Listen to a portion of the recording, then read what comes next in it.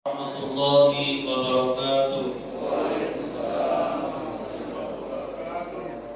A'udzu billahi minasyaitonir rajim. Bismillahirrahmanirrahim. Alhamdulillahi nahmaduhu wa nasta'inuhu wa nastaghfiruh. Wa na'udzu billahi min shururi anfusina wa min sayyiati a'malina. Man yahdihillahu fala mudilla lahu wa man yudlil fala hadiya lahu. Asyhadu an la ilaha illallah wahdahu la syarika lahu.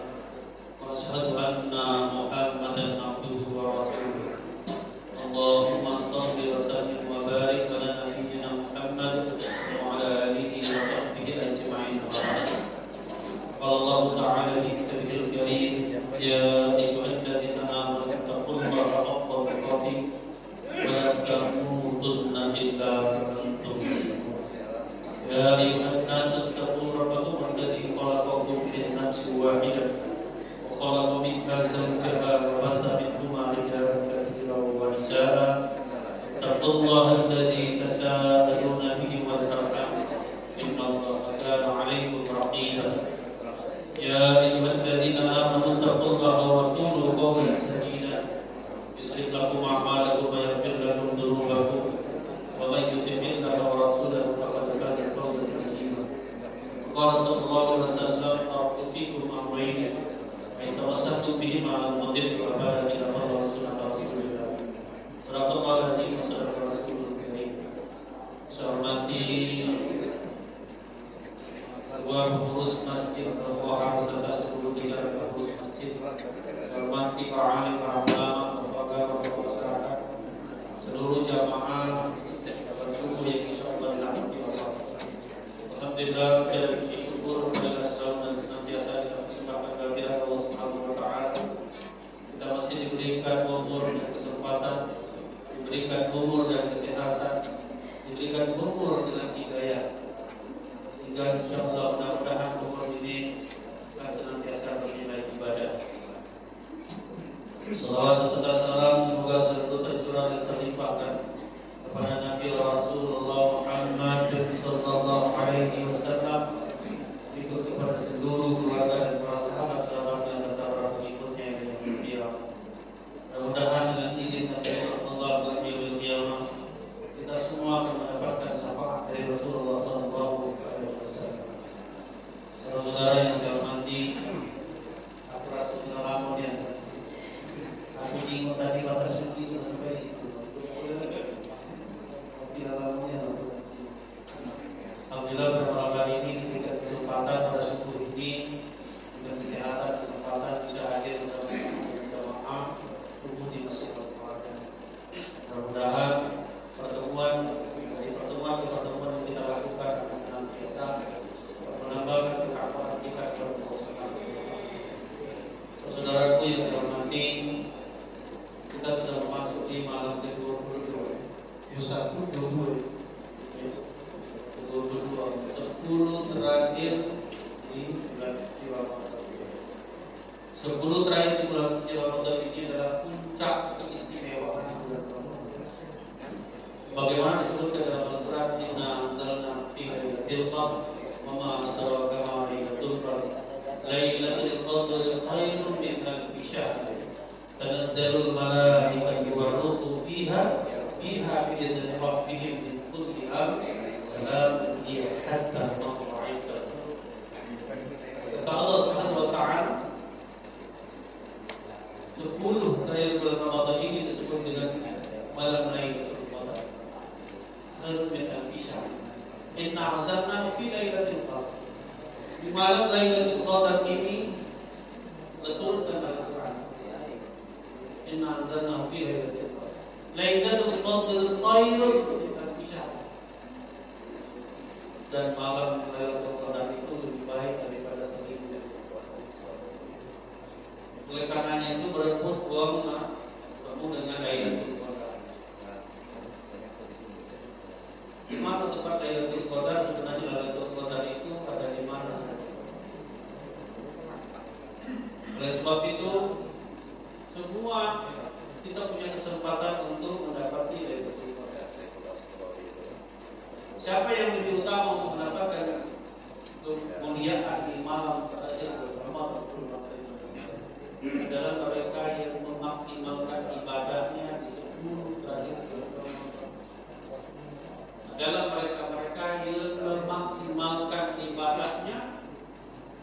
akhir bulan Ramadan. Rasulullah dan para sahabat itu iktikaf di masjid sejak 10 terakhir. Tidak pernah berhenti keluar dari masjid Rasulullah kecuali kepentingan mendadak selama 10 hari Ramadan sampai tibanya di akan masa-masa ukurnya iktikaf di masjid itu memaksimalkan ibadah. Iktikaf ini dalam rangka untuk memaksimalkan ibadah dengan diisilah ibadah iktikaf itu sebagai amalia baik dari baca Al-Quran. Oh, berapa? Jadi baik dari baca Al-Quran atau zikir dan sebagainya. Mengisi 10 malam terakhir bulan Ramadan itu dengan iktikaf. Bolehkah berbuat iktikaf? Boleh, asal ada muhrimnya, itu iktikaf. Namun lagi muhrimnya jangan melatihnya iktikaf yang masih gini iktikaf boleh. Situ gini yang berbuat situ. Karena ada muhrimnya. Kalau tidak ada muhrimnya dikhawatirkan jadi fitnah. Sebab itu perempuan itu kalau ada muhrimnya tidak boleh iktikaf di masjid. Di mana iktikaf? Iktikaf itu tempatnya di masjid. Namun di rumah bukan iktikaf. Kalau kamu semalam ada hidup di rumah bukan iktikaf namanya. Karena iktikaf itu bukan cuma di rumah. Iktikaf itu cuma di masjid. Iktikaf itu dimulai dengan niat. Namun nanti bahasokan awal itu iktikaf bisa Ramadan dengan taat. Sengaja iktikaf sudah Ramadan karena tidak diucapkan yang menjadi hati sengaja iktikaf bulan Ramadan dimulai dengan niat. Kapan dimulainya?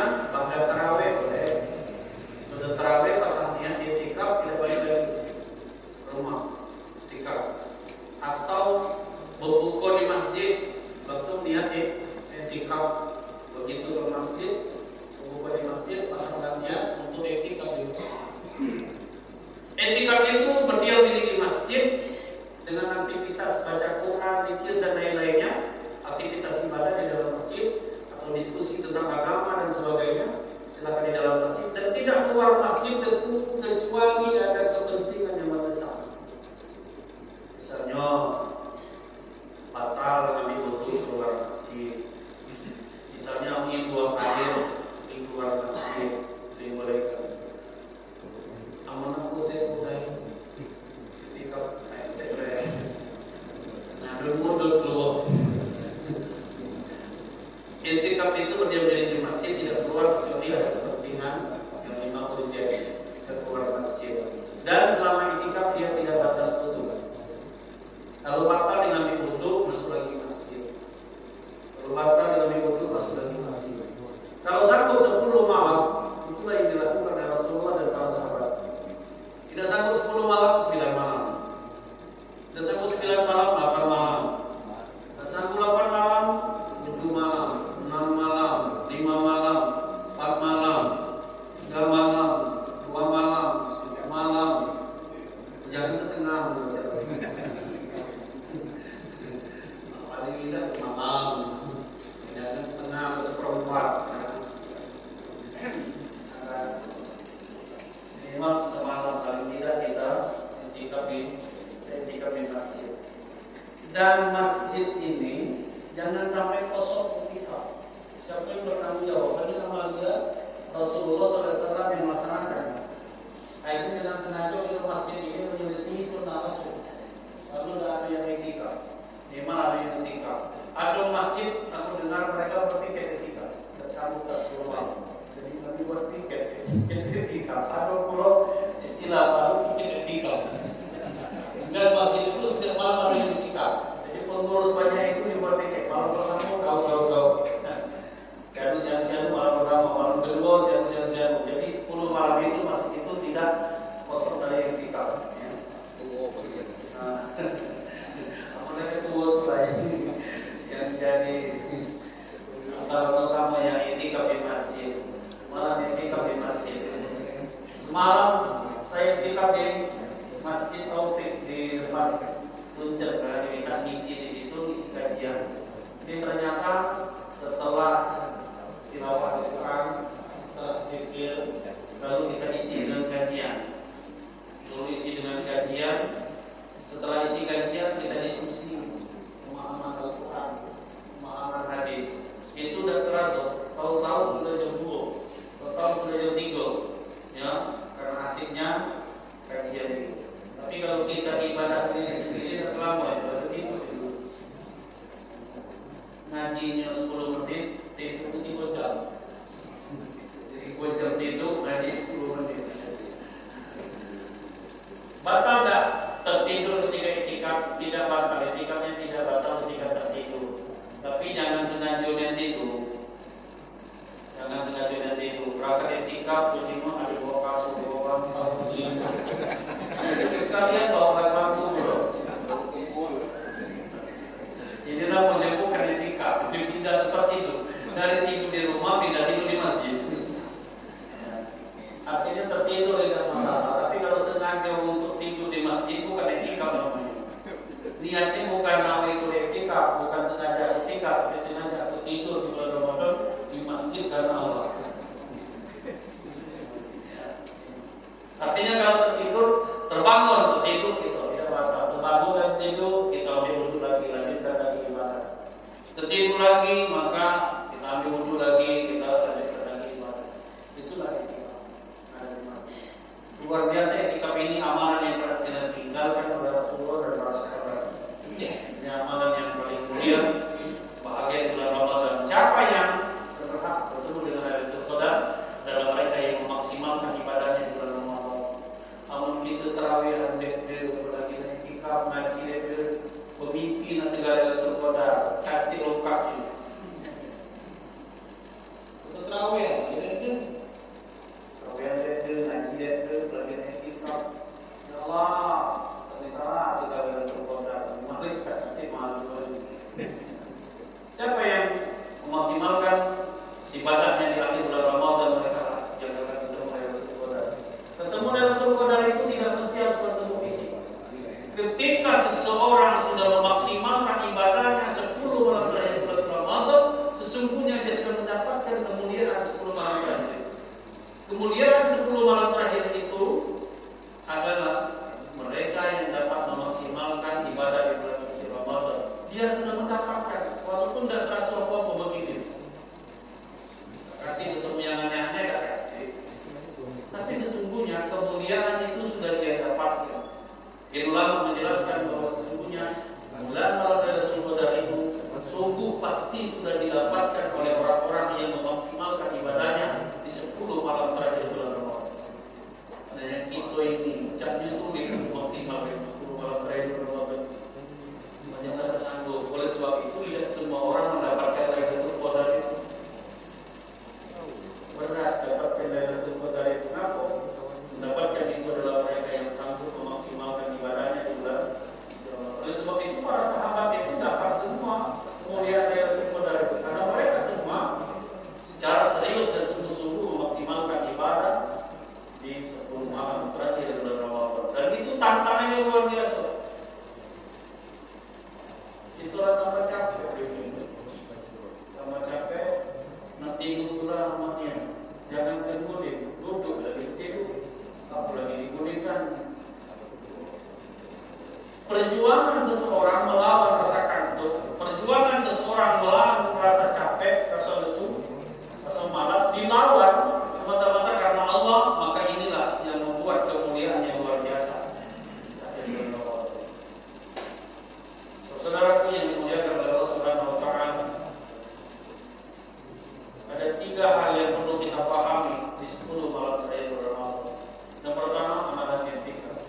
Yang kedua, amalan membaca Al-Quran. Amalan membaca Al-Quran ini menjadi fenomena, menjadi sesuatu yang sangat utama di 10 malam terakhir bulan suci Ramadan. Karena membaca Al-Quran itu akan mengundang majelis para malaikat untuk bumi. Mereka hadir di tengah-tengah orang-orang yang membacakan Al-Quran dengan fasih. Setiap malam Ramadan, di akhir Ramadan khususnya Rasulullah bertanda, Rasul baca Al-Quran. Dan malaikat Jibril diceritakan dalam sebuah hadis turun bersama Rasulullah dan bertadarus. Oleh sebab itu yang paling perlu diperbanyak ketika sikap 10 malam dari bulan Ramadan ini adalah membaca Al-Quran. Membaca Al-Quran itu adalah amalan yang paling utama di bulan Ramadan. Karena Al-Quran diturunkan di bulan Ramadan, lalu dibaca di bulan Ramadan. Lalu kita memperbanyak menghatamkan Al-Quran di bulan Ramadan, di saat di bulan Ramadan ini Allah turunkan Al-Quran. Itulah mulianya Ramadan itu karena turunnya Al-Quran. Syahrul Ramadan alladzi unzila fihi al-Quran hudan lin-nasi wa bayyinatin minal huda wal furqan. Faman syahida minkum ash-shahra falyasum. Wa man kana maridan aw ala safarin fa'iddatun أيام أخر يريد الله بكم اليسر ولا يريد بكم العسر ولتؤمنوا العدة ولتكبروا الله على ما هداكم ولعلكم تشكرون. Syahrul Ramadan alladzi unzila fihi al-Quran. Di bulan Ramadan ini Allah turunkan Al-Quran. Tidak ada selisih pendapat para ulama. Bulan Al-Quran itu diturunkan di bulan Ramadan karena ayat itu jelas, tidak perlu ditafsirkan, diterjemahkan lagi, bunyinya langsung diturunkan Al-Quran di bulan Ramadan. Syahrul Ramadan alladzi unzila fihi al-Quran, dan itu kitab langsung dikasih nama oleh Allah Al-Quran. Yang ini nama Al-Quran itu Allah dalam ayat itu, Syahrul Ramadan alladzi unzila fihi al-Quran. Apa makna Quran? Makna Quran itu kalau makna istilah adalah wahyu atau kalamullah yang diturunkan Allah kepada Nabi Muhammad SAW melalui malaikat Jibril. Itulah Al-Quran. Tapi makna bilugh, makna menurut bahasa Al-Quran itu berasal dari kata qara'a, ya qara'u Quran. Si masdarnya Quran itu artinya bacaan. Namun yang baik lah bacaan. Kalau ditulis dalam bahasa Indonesia, Quran itu adalah bacaan. Kalau namanya bacaan, artinya harus dibaca. Mulai sering aku sampaikan, Al-Quran itu penuh dengan fadilah, penuh dengan keutamaan. Berbagai macam khasiat ada di dalam Al-Quran. Berbagai macam segala keistimewaan ada dalam Al-Quran. Tapi ketika Al-Quran itu dibaca, kalau Al-Quran itu tidak dibaca, maka kita tidak bisa mendapatkan manfaat. Ada juga manfaatnya kecilnya kalau dibaca. Paling-paling jadi simbol bahwa rumah itu orang Islam. Taruhnya Al-Quran di lemari, jinggung berarti orang Islam yang ada Al-Quran. Itu baik. Mana kasusnya Al-Quran yang telah ditempel-tempel tujuh minggu? Tidak ada dalil yang menyebutkan itu akan berhasil. Misalnya ayat kursi, tempel 7 pintu, Al-Ikhlas, surah Yasin. Ada 9 pintu di rumah itu yang berapa? Sengaja barangkali itu berkurang, itu terus poya-poya begitu. Kaligrafi itu adalah sebuah keindahan. Nah, pengaruh kalau kamu tempelkan kaligrafi ayat kursi di rumah, maka setan akan masuk di rumah. Kalau takut dengan kaligrafi saya kunci. Tidak. Itu cuma biasa saja. Al-Quran itu menjadi luar biasa ketika dia dibaca. Satu huruf saja Al-Quran itu dibaca, pahalanya sudah 10. Kalau baca alif lam mim, a'udzu billahi minasy syaithanir rajim. Bismillahirrahmanirrahim. Alif lam mim. Shadaqallahul azim. 50. Besok nanti pula Alif lam ra. 60. Yasin. 80. Cuma orang ngaji. Artinya Allah menghargai kalau dibaca Al-Quran itu setiap huruf dikali 10 pahalanya. Orang yang membaca Al-Quran dengan fasih, maka malaikat mengelilingi, ikut bermajelis tanpa kita tahu, tanpa kita jiwa. Dalam hadis muttafaqun alaih, Rasulullah SAW bersabda, barang siapa yang membaca Al-Quran dengan fasih, dengan berguru, maka malaikat akan bermajelis mengelilingi. Tapi baca Qurannya fasih, tajwid itu bagus, makhrajul bagus, suaranya bagus, maka malaikat berlomba-lomba bermajelis bersama orang-orang yang baca Al-Quran dengan fasih. Dan mereka yang membaca Al-Quran yang terbata-bata, gak baca Quran seaja itu adalah 10 menit sudah ya. Yang baca Quran gaku-gaku yang terbata-bata, maka 2 pahala. Masih dapat 2 pahala. Kalau kamu baca Al-Quran terbata-bata, masih dapat 2 pahala. Tapi malaikat kadang-kadang berbanding keliling. Keliling malaikat ngaji mainnya. Tidak disebutkan. Ya disebutkan kalau dia baca fasih, malaikat bermajelis keliling dia baca Quran. Kalau dia baca terbata-bata, dia dapat 2 pahala, tapi malaikat kadang-kadang nungguin.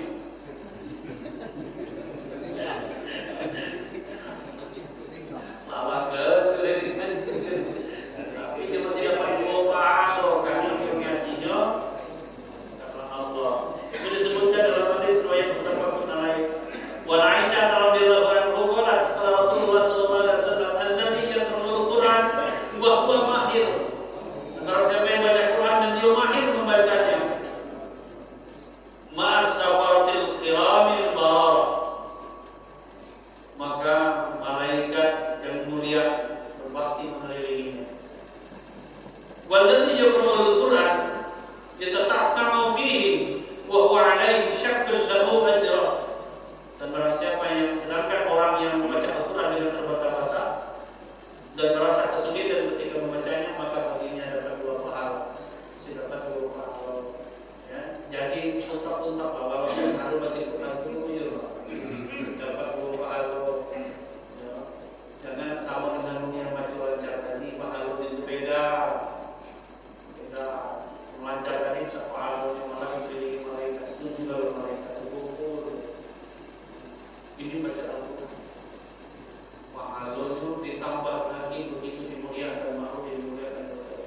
Sehingga Rasulullah menyebutnya khairukum man ta'allama Al-Quran wa 'allamahu. Sebaik-baik di antara kalian itu adalah mereka yang belajar dan mengajarkan Al-Quran. Jadi belajar Al-Quran itu tidak usah gengsi, karena Rasulullah menyebutkan dalam hadis manusia yang terbaik. Baik-baik kamu itu adalah mereka yang belajar Al-Quran, walaupun tak tua. Itu ni malu orang tua belajar hijrah. Malu orang tua tak belajar hijrah, tak cucu membela dalam sama sejus cucu baru belajar hijrah. Saya kira namanya itu kemajuan, kita baru hijrah cucu itu lah 1 juz dari 4 juz. Itu belajar tetap yang terbaik, bahwa kita sudah belajar membaca Al-Quran. Dan belajar membaca Al-Quran ini wajib hukumnya. Wajib hukumnya belajar membaca Al-Quran karena itu kita suci. Apalagi Al-Quran itu, sehingga menjadi penting Al-Quran itu adalah memberikan ketenangan jiwa. Sudah disebutkan bahwasannya mengingat Allah dengan membaca Al-Quran itu memberikan ketenangan. Adalah dzikrillah kita semakin qulub. Mereka yang mengingat Allah dengan membaca Al-Quran, maka itu akan memberikan ketenangan hati. Makanya kita tuh kalau uang sakit, kita baca Al-Quran. Karena untuk memberikan ketenangan hati yang sakit tadi supaya lebih sabar, supaya dia tidak terlalu khawatir karena dibaca Al-Quran. Anu meninggal kita baca Al-Quran, bukan untuk yang meninggal sebenarnya. Baca Quran itu untuk menghibur yang ahli musibah. Yang ditinggalkan itu sedih, yang ditinggalkan itu kalut hatinya, panik hatinya dan sebagainya. Maka datang saudara yang membacakan ayat-ayat Al-Quran, akan timbul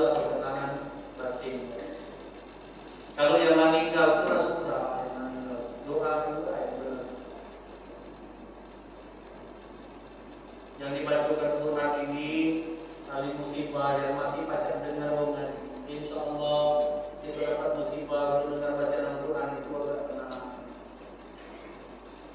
Itu Al-Quran menenangkan hati, menenteramkan jiwa. Lagi kalau kita di rumah masalah banyak menunggu tubuh baca Al-Quran.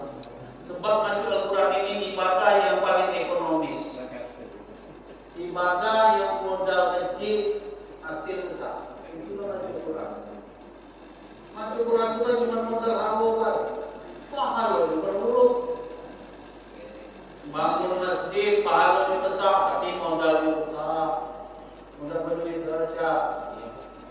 Umroh pahalanya besar, modalnya juga besar. 30 juta sama dekat lebaran ini mahal. Besar pahala, besar modal. Sedekah kecil-kecil masih ada modal. Maju Quran inilah modal. Modal kami wudu, modal awal. Pahala besar. Oleh sebab itulah, namun kita dalam maju Quran, tapi kita ini akan tidak perhitungan. Kalau kita nak perhitungan itu mengumpulkan ibadah, yang paling mudah itu, yang paling mudah dan paling murah itu adalah baca Al-Quran. Pahalanya besar, kemuliaannya tinggi. Apalagi Al-Quran itu, terutamanya Al-Quran, selain dia memberikan ketenangan hati dan ketenangan jiwa, maka membaca Al-Quran itu akan menjadi obat penyakit. Wa nunazzilu minal Qur'ani ma huwa shifaa'un wa rahmatun lil mu'minin wa la yazidu adh-dhalimina illa khasara. Ini jangan nanti pangkal dua ya, nanti ujung dua ya. Makanya sebutkan wa nunazzilu minal Qur'ani ma huwa shifaa'un wa rahmatun lil mu'minin.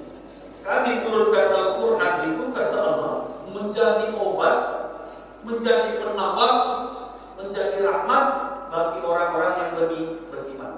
Jadi syaratnya itu agar Quran itu menjadi obat, syaratnya Al-Quran itu menjadi obat bagi orang beriman kepada Al-Quran.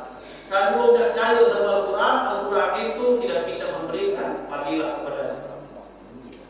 Justru di ayat itu disebutkan wala yazidu adh-dhalimina illa khasara. Dan Al-Quran itu tidak bisa memberikan manfaat apa-apa kepada orang-orang yang zalim dengan Al-Quran, yang tidak beriman dengan Al-Quran. Jadi Al-Quran itu hanya bisa memberikan manfaat bagi orang yang mengimaninya, yang meyakininya, yang memuliakannya, yang menghormatinya. Maka Al-Quran itu bisa memberikan manfaat. Di antara manfaat itu adalah menjadi obat, sifat, warahmatun, menjadi rahmat dan obat bagi orang-orang yang beriman. Oleh sebab itu, obat penyakit hati yang paling pertama itu adalah Al-Quran. Sombong obati dengan Al-Quran, iri dengki obati dengan Al-Quran, syuzon obati dengan Al-Quran. Segala penyakit hati itu ini obatnya Al-Quran. Tidak ada obat lain. Sombong, kesombongan dalam diri, tidak ada pilnya. Tanggullah dia putih. Ada tak pil buat sombong? Ketik putih. Tanya sama dokter, minta suntik. Ke dokter suntik apa? Suntik sombong tak? Ketik. Obatnya itu adalah Al-Quran. Dekatkan hati baca Al-Quran, maka insya Allah Al-Quran itu akan melunturkan kerasnya hati. Allah akan melunakkan hati seseorang itu dengan Al-Quran. Sombong itu, ciri-ciri sombong itu adalah hati seseorang yang keras, tidak lembut, tidak mau menerima kebenaran. Di antara kesombongan yang paling berbahaya dalam hidup ini adalah tidak mau menerima kebenaran. Itulah iblis. Iblis itu sombongnya itu tidak mau menerima kebenaran. Ketika Allah menyuruh dia untuk sujud ke Nabi Adam, Allah menyebutkan Allah ciptakan Adam itu dari tanah, tapi dia termasuk sebaik-baik manusia, sebaik-baik makhluk. Laqad khalaqnal insana fi ahsani taqwim.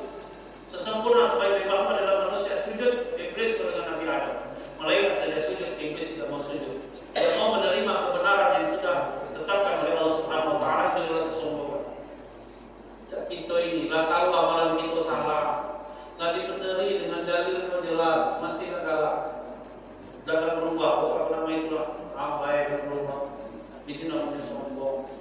Dinasihati dari seseorang, tidak mau dengarkan nasihatnya karena merasa dirinya lebih hebat. Inilah kesombongan, tidak mau menerima kebenaran. Iblis itu dihukum oleh Allah.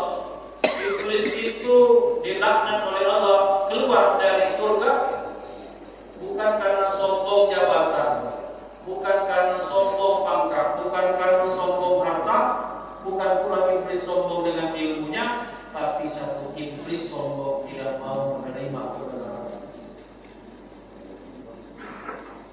Lunakkan hati kita dengan bacaan Al-Quran. Obati penyakit hati ini dengan bacaan Al-Quran. Insya Allah semakin bersih hati kita dari penyakit yang disebut dengan qalbun salim, insya Allah kebahagiaan itu akan menjadi dekat dan mudah untuk kita. Sulit kita bahagia itu karena hati ini punya penyakit. Itulah Al-Quran. Saudara-saudaraku yang dirahmati Allah Subhanahu wa Ta'ala, Al-Quran juga adalah merupakan syafaat yang luar biasa. Rasulullah SAW menyebutkan dalam sabdanya, "Uqra'ul Quran." Baca Al-Quran, kata Rasulullah, "Wa innahu ya'ti yaumal qiyamah safi'an li ashabi." Bacalah Al-Quran. Nanti di hari kiamat Al-Quran itu akan mendatangimu untuk memberikan syafaat kepada sahabatnya. Hari kiamat Quran datangi. Siapa yang diberikan syafaat oleh Al-Quran adalah li ashabi. Disebutkan dalam hadis itu adalah sahabatnya Al-Quran. Siapa yang disebut sahabatnya Al-Quran adalah mereka yang setiap saat selalu bersama-sama Al-Quran. Maksudnya bukan bawa Quran kemana-mana, pakai musab Quran itu bawa kemana-mana supaya jadi sahabat Quran. Kita maksudnya senantiasa bersama-sama Al-Quran. Akhlaknya akhlak Al-Quran, lisannya bacaan Al-Quran, di otaknya tersimpan Al-Quran, di dadanya tersimpan Al-Quran, dan Al-Quran dia hormati dan dia hargai. Oleh sebab itu ada dengan Al-Quran, pertama mengimani Al-Quran dengan sepenuh hati, yang kedua memuliakan Al-Quran dalam setiap kesempatan. Mulai daripada mushafnya sampai kepada isinya. Kalau Bapak Ibu pernah umroh atau haji, lalu Bapak Ibu ngaji di Masjidil Haram atau di Masjid Nabawi, jangan coba-coba letakkan Quran di lantai. Marah orang Arab ditaruhkan di pucuk paha itu Quran itu dari marah. Karena orang di sana sangat menghormati dan memuliakan Al-Quran. Sudah muncul Quran, taruhkan di tempatnya. Itu biasa jadi Quran kepar-kepar oleh Yasin. Taruh pucuk paha Al-Quran. Depan dulu pucuk paha. Di sana orang marah, memuliakan Al-Quran yang luar biasa. Setiap mereka selesai dari baca Al-Quran, mereka pasti cium Al-Quran. Mereka cium Al-Quran. Mereka memuliakan Al-Quran dari mushafnya sampai kepada isinya. Dan ketika dibacakan Al-Quran, kenapa yang ngobrol? Dan mereka di sana masing-masing mereka baca Al-Quran. Aku kena marah, ngaji di situ aku kena marah. Jauhin dari Bapak. Karena aku ngaji Quran ada kekuatan. Mau kita nak ngaji kalau di sana. Mau kita di sini kita ngaji Quran kuat ada apa? Sebenarnya ngaji kita lewetan. Yang lain ketika ngaji. Di situ mau ngaji lah, jadi kalau kita ngaji Quran kuat, dengan aku mau marah. Begitu melihat Al-Quran di sana. Makanya di sana jadi dimaklumkan oleh Allah Subhanahu wa Ta'ala Al-Quran ini. Di mana Al-Quran dimuliakan, maka di situ Allah pasti turunkan rahmat. Wa idza quri'ul Qur'an fastami'u lahu wa ansitu la'allakum turhamun. Apabila dibacakan Al-Quran, fastami'ulah, dengarkanlah, wa ansitu, diamlah, la'allakum turhamun, agar kamu mendapatkan rahmat dari Allah. Bapak kita ini kapan ngaji pasti ramai. Walimatul urus baju Quran ramai setengah, lagi pun di tenda. Perhatikanlah, baca itu mencari yang dengar ngaji. sepanjang tenda itu ratusan ribu. Yang dengar kau ngaji itu baca itu pakai dari 10, 15 kali. Yang lainnya ngobrol dan segala kegiatan.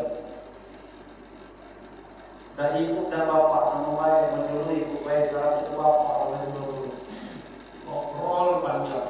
Habis baca Quran diam. Aku diweran menurut aku punya rahasia. Dia mau ngaji ribut tuh. Kalau sudah ngaji dia ternyata ada habisnya. Ada habisnya. Ketika Al-Quran dibacakan, maka iblis itu akan berusaha membuat huru hara agar umat Muhammad itu tidak khusyuk mendengarkan bacaan Al-Quran. Oh, iblis memang buat huru hara. Udah tahu yang ngobrol, termasuk aku ini. Cuma di hadis itu disebutkan iblis itu membuat huru hara. Nah, tahu yang dimaksud dengan iblis itu, itu maksud yang ngajak ngobrol itu termasuk beda. Berulang apa? Kalau sampai umat Muhammad ini menjadi ahlul Quran, kalau sampai umat Muhammad ini menjadi paham dengan Al-Quran, iblis itu tidak bisa apa-apa. Karena rahasia iblis itu totalitas disebutkan semua oleh Allah di dalam Al-Quran. Dibongkar oleh Allah segala rahasia, trik, siasat iblis itu semuanya disebutkan dalam Al-Quran. Mulai dari ayat yang menyebutkan bahwa iblis itu senantiasa membuat permusuhan, senantiasa iblis itu menakut-nakuti kamu dengan kemiskinan sehingga kamu malas untuk sedekah. Iblis itu senantiasa menyuruhmu untuk senantiasa jauh dari kalimatillah. Disebutkan semua di situ. Termasuk juga senjata untuk mengalahkan iblis itu juga disebutkan oleh Allah di dalam Al-Quran. Tapi iblis bahaya. Kalau sampai umat Muhammad dipaham dalam Al-Quran, selesai itu dapat apa-apa lagi. Makanya diperintah oleh Raja Iblis kalau Al-Quran dibacakan berhuru hara. Maka itu A'udzu billahi minasyaitonir rajim. Apa nama berjamilah? Cerita kantor, cerita toko, cerita anak, cerita cucu. Habis. Shadaqallahul azim. Dia bukan. Padahal kalau kita memperhatikan orang membaca ayat suci Al-Quran dijanjikan la'allakum turhamun. Kamu mendapatkan rahmat dari Allah. Setiap huruf yang dibacakan oleh qari, kamu berhak mendapatkan rahmat dari Allah Subhanahu wa taala. Tapi kalau kamu tidak perhatikan wala yazidu dzalimin illa khasara, maka kamu tidak mendapatkan apa-apa dari bacaan Al-Quran itu. Walaupun kata MC, mudah-mudahan kita semua mendapatkan rahmat dari Allah Subhanahu wa taala dengan membaca ayat suci Al-Quran tadi. Bukti nanti ada yang ngobrol dapat itu. Yang dapat itu cuma yang memperhatikan. Sengaja dibuat oleh iblis huru hara. Karena di dalamnya ada rahasia iblis dibukakan oleh Allah dalam Al-Quran dan ada senjata yang diajarkan oleh Allah dalam Al-Quran untuk melawan iblis. Di antaranya surah Al-Mu'minun 97-98. Wa qur rabbi a'udzubika min hamazati syayatin wa a'udzu bika rabbi an yahdurun. Tuhanku, aku berlindung kepadamu dari bisikan setan dan aku berlindung kepadamu dari kehadiran setan. Doa yang diajarkan. Katalah, wa qur rabbi. Katakan, Tuhanku, aku berlindung kepadamu dari bisikan setan dan aku berlindung kepada Tuhanku dari kehadiran setan. Setan itu tidak bisa bisikkan dengan hati yang baca doa ini, dan setan itu tidak mampu untuk hadir di antara orang yang membaca doa ini. Al-Quran itu punya bagian galau. Surah Al-Waqi'ah. Bacalah surah Al-Waqi'ah. Karena surah Al-Waqi'ah salah satu surah yang dibaca yang akan memudahkan datangnya rezeki kepadamu. Tapi begawi dulu baca surah Al-Waqi'ah. Sambil begawi, sambil berdagang baca surah. Kamu tidur baca surah Al-Waqi'ah, bayar dapat rezeki. Berdagang itu, buku itu baca surah Al-Waqi'ah, tidak dapat rezeki. Tapi untuk kebun lima, kalau nanti baca surah Al-Waqi'ah, insya Allah panen karena yang berdagang nanti baca surah Al-Waqi'ah, insya Allah dagangnya lain. Ini berdagang itu, kebun itu, upahan itu baca Al-Waqi'ah yang tambah untung. Baca surah Ar-Rahman, insya Allah baca surah Ar-Rahman kita akan insya Allah jadi orang yang disayangi, tapi bergaul akhlak bagus, rajin baca surah Ar-Rahman. semua ayat itu. Ada khusus fadilah ayat-ayat dalam Al-Quran. Kalau kita baca ternyata semua ayat Al-Quran itu punya fadilah tersendiri-sendiri. Ayat kursi punya fadilah, ya, dapat perlindungan. Kalau ayat kursi dibaca di pagi hari, maka akan dapatkan perlindungan dari Allah sampai pada siang hari. Baca siang hari akan dapatkan perlindungan dari Allah sampai sore hari. Sore hari dibaca akan mendapatkan perlindungan dari Allah sampai waktu subuh. Ayat kursi dibaca. Banyak lagi ayat-ayat yang lain diberikan oleh Allah keutamaan. Ketika dia dibaca dengan syarat Al-Quran itu dibaca, bukan dijadikan jimat. Baca ikan, untak-atik, bahu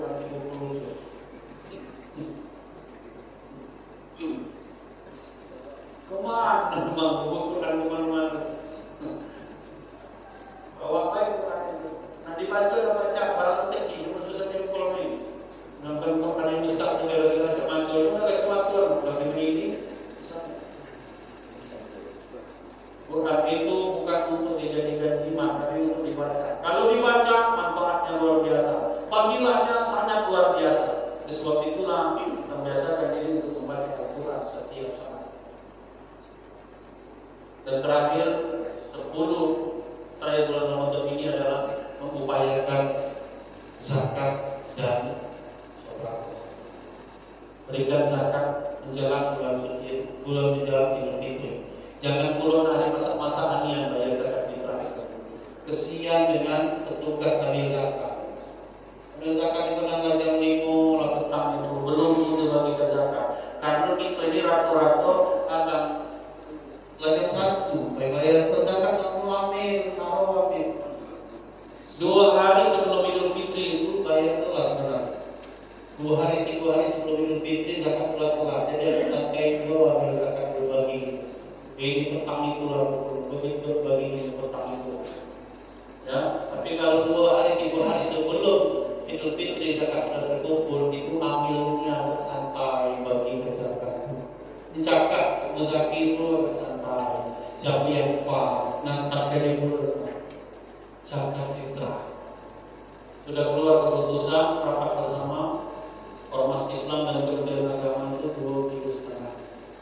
Kalau diganti duit dikalikan dengan harga beras yang makan. Kalau kamu makan beras harga 12.000 kalikan 12.000. Nasi ayam untuk beras ayam 12.000. Kamu makan beras 16.000 bayar zakat fitrah itu kalikan 16.000. Jangan kita makan harga 16.000 begitu zakat kalikan 12.000. Tidak boleh sesuai dengan yang kita makan. Tetapi fatwa MUI juga ada fatwa MUI yang sedikit tidak sama. Fatwa MUI pusat itu 2,7 kilogram kalikan. Kenapa 2,7? Karena zakat fitrah itu ukurannya itu sok. Sok itu adalah takaran yang kita pecah canting. Dari zaman Rasulullah sok itu tidak berubah takarannya sampai sekarang. Setelah ditimbang kalau diisi dengan beras, sok itu beda dengan diisi dengan gedung. Diisi dengan beras itu 2 kilo 2,7. Setelah sok itu diisi dengan beras kalau ditimbang 2,7. Itulah makanya keluar fatwa MUI 2,7. Ya. Setelah ditimbang dengan sok itu. Karena zaman Nabi itu bukan ukuran kilo. Tidak ada hadisnya menunjuk tahu ukuran kilo, yang ada itu 1 sok. 1 sok itu adalah 1 wadah yang diisi beras dan kalau ditimbang 2,7 sehingga ada MUI 2,7. Tapi hasil keputusan bersama Arifan dan Rasulullah ini 2,5 kilo hingga tetapkan 2,5 kilo. Silakan keyakinan masing-masing. Yang lebih menenangkan hati, menenangkan hati, karena urusan ibadah kepada Allah Subhanahu wa Ta'ala. Ya. Kemudian kalau fidyah itu memberi makan. Fidyatun ta'amu miskin. Jadi tidak takarannya, tapi fidyatun ta'amu miskin. Memberi makan pakai miskin 1 hari. Kalau dikalikan dengan duit, maka konversinya dengan laku nasi, makanan pokok itu. Di tempat itu ini makanan pokok nasi, maka dikonversikan dengan laku nasi. Sehari seorang. Namun 3 kali makan, tapi 3 kali makan, pagi, siang dan sore. Namun nasi 15 ribuan, berarti 45 ribu. Mana mau nasi 10 ribuan 30. Keputusan itu dengan menang itu 35.000 sudah keputusan. Artinya lebih sedikit dari 10.000. Nah ini kembalikan dulu dengan kita. Kalau kamu memang sehari-hari kamu makan nasi 10.000, maka berpikirlah kamu dengan nasi yang harga 10.000. Tapi kalau kamu dekati makan nasi 10.000, minimal makan kamu rendang. Janganlah kamu di rumah makan rendang, pasti dia nasi telur. Kamu makan nasi rendang, dia nasi telur. Jadi kamu memang biasa makan kamu nasi telur, nasi tempe, apa-apa kamu pilih dengan nilai harga nasi telur, nasi tempe. Karena kamu sehari-hari memang itu kemampuan kamu makan. Ini biasa makan sekali itu 500.000, begitu pilih kali jadi 10.000. Mulai cepat ini. Biasa makan sekali itu 500.000, begitu banyak pilih kali jadi 10.000. Dia boleh itu. Ini kembali kepada kejujuran hati. Berapa nih ada yang nanya dengan aku, berapa nih kau sebenarnya dia itu menjual makan sehari? Berapa itu? Berapa kau bayar kau makan sehari? Kau bayar? Kau itu kau makan nasi apa? Aitab kami di rumah tetap, kamu sudah baru terlalu, kamu sudah terlalu tempe, kalau lebih dari itu mulai banyaklah pinjam 30.000. Cukup 30.000 mau bayar pinjam, karena itulah nasi yang kau makan. Ini makan, ada pindah bau.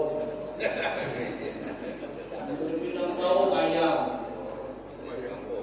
Pas banyak pilihan itu, berjalanlah baik.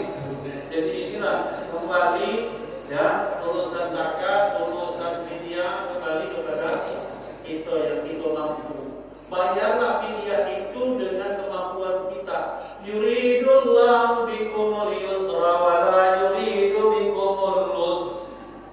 Allah ingin memudahkan kamu, tidak untuk menyulitkan kamu, tapi jangan dipermudah. Awak berduit, aku buntu.